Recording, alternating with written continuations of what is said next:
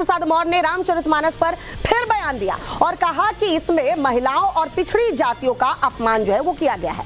उन्होंने कहा कि धर्म की आड़ में महिलाओं और पिछड़ी जातियों को मारने पीटने की बात जो है आज भी हो रही है। तो स्वामी प्रसाद मौर्य उस मंच पर मौजूद थे और उस मंच पर भी रामचरितमानस को लेकर उन्होंने तमाम बातें कही। ऐसे में अब ये लड़ाई जो है 97% वर्सेस 3% की हो गई है।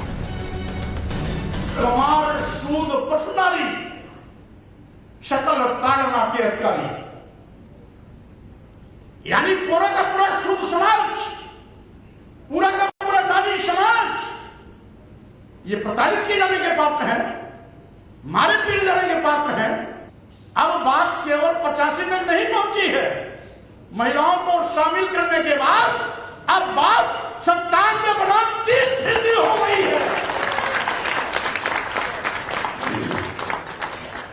अब तो महिलाओं की भी लड़ाई हमको लड़नी पड़ेगी। तो सुना आपने स्वामी प्रसाद मौर्य को। हमारे सहयोगी विनोद मिश्रा इस वक्त लखनऊ से हमारे साथ जुड़ चुके हैं। विनोद, पहले तो रामचरितमानस का अपमान किया और अब उनका एजेंडा जो है एक्सपोज हो चुका है कि हिंदुओं को अल्पसंख्यक कैसे बनाना है। यानी स्वामी प्रसाद मौर्य सीधे सीधे हिंदुओं को टारगेट कर रहे हैं।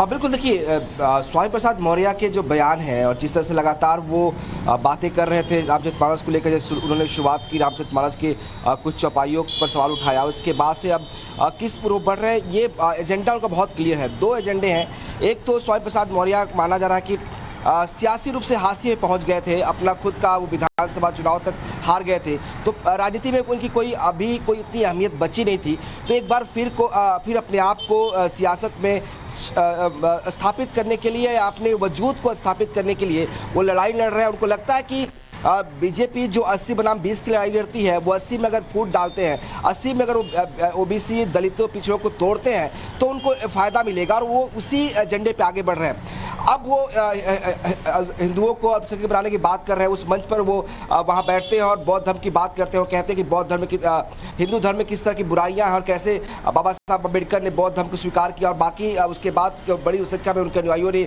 भी बौद्ध धर्म को स्वीकार किया। तो वो अब ये बताना चाहते हैं कि किस तरीके से हिंदू जो है, अगर वो अल्पसंख्यक होता है तो फिर उनका कितना बड़ा फायदा उसमें हो सकता है। तो जो एजेंडा है, एजेंडा क्लियर है विनोद, और जनता सब समझती है और जनता जवाब भी देती है जब चुनाव आते। अब देखने वाली बात यह होगी कि स्वामी प्रसाद मौर्य जिस जनता के लिए ये तमाम चीजें जो कर रहे हैं उसके आंख में धूल कैसे झोंक पाएंगे, क्योंकि सब कुछ जनता के सामने है। विनोद, बहुत बहुत शुक्रिया।